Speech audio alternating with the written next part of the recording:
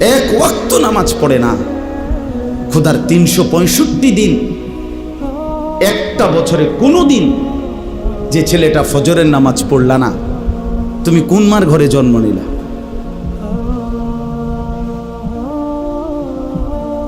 তুমি কোন বাপের ঘরে জন্ম নিলা?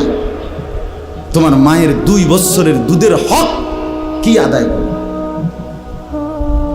মুসলমানের বাচ্চা এত বড় গাদ্দার হয় কেমনে বেটা? এত বড় নাফরমান, এত বড় হাইওয়ান, এত বড় চতুষ্পদ জানোয়ার মুসলমানের ঘরে হয় কেমনে বেটা? কেমনে হয় বেটা? এজন্য মনে রাখো বেটা, যে কপালে সেজদা নাই সে কোনো মানুষ না। যে সেজদা দেয় না সে মানুষ নয়, মানুষ নয়, জানোয়ার। সে জানোয়ার, হাইওয়ান, এটা চতুষ্পদ জন্তু, এটা জানোয়ার, এটা মানুষ না। যে কপাল সেজদা দেয় না, কেন আসলি বেটা তুই পৃথিবীতে বেটা? শুধু ভাত, শুধু খানা, শুধু পেশাব পায়খানা, শুধু লজ্জাস্থানের চাহিদা, শুধু শাহওয়াত, শুধু জিনা, শুধু ব্যভিচার, শুধু নারী, শুধু উলঙ্গ ছবি। আরে এটা তো কুত্তা বিলার স্বভাব ছাড়া আর কিচ্ছু হইতে পারে না বেটা। এত জন্তু জানোয়ারের স্বভাব হইতে পারে বেটা? মানুষের ঘরে মুসলমান, অথচ সে তার আল্লাহকে সেজদা করে না। তুই কি মানুষ হইলি বেটা? কি পড়ালেখা শিখলি যুবক? এই ছেলে কি পড়লি বেটা? কার জমিনে বড় হইলি? কার আসমানের নিচে রইলি?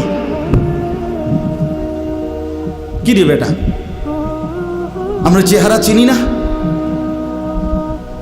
এখানে দাঁড় করাই এখন বেনামাজি। চেহারা দেখলেই তো চিনা যায়। বেনামাজির চেহারার মধ্যে তো কোনো দয়া মায়া থাকে না। বেনামাজির চেহারা তো নির্লজ্জ, বেহায়া, বেশরম, পাষাণ, দয়া মায়াহীন, এমন মনে হয়। এজন্য বন্ধু, নিজেকে আরেকবার ভেবে দেখো। তুমি মায়ের সন্তান, তুমি বাবার সন্তান, তুমি মুসলমানের সন্তান। এই কালেমা বড় দামি কালেমা। আমি 72 বছর বয়স্ক, 72 বছর বয়স বুড়া চাচা, এরকম একজন বয়স্ক লোককে গত আগস্ট মাসে কালেমার দাওয়াত দিছিলাম। উনি হিন্দু। 2.5 ঘন্টা ওনারে বুঝাইছিলাম, বলছিলাম,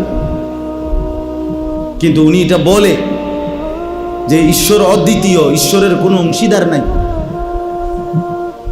আমি প্রতিমা পূজা করি না।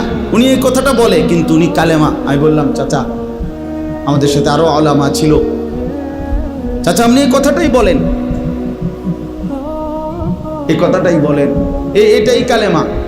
আপনি যেটা বিশ্বাস করেন এই কথাটা মুখে বলেন না, কালেমা আরবিটা বলেন, লা ইলাহা ইল্লাল্লাহু মুহাম্মাদুর রাসূলুল্লাহ, এটা বলেন।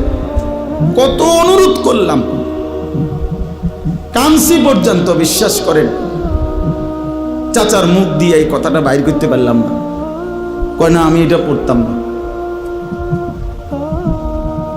তখন আমি আমার সাথীদেরকে বললাম, হ্যাঁ এবার 72 বছর বয়স্ক একজন মুরব্বী, 72টা বছর জীবন পার হয়ে গেছে, অথচ তার জবান দিয়ে একটাবার কালেমা উচ্চারণ করল না। আর আল্লাহ তাআলা সেই কালেমা আমাদেরকে কত হাজারবার বলার তৌফিক দিছে।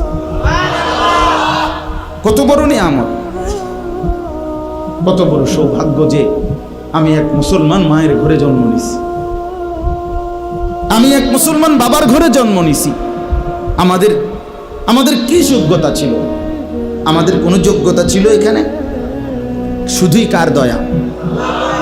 এত বড় দয়া যে আল্লাহ করলেন, এত বড় মায়া যে আল্লাহ করলেন, নিজে আল্লাহ পছন্দ করে আমারে ঈমান দিলেন, ঈমানদারের ঘরে জন্ম দিলেন, মুসলমানের পরিচয়টুকু দিলেন, মুমিনের পরিচয়টুকু দিলেন। সেই আমি কেমনে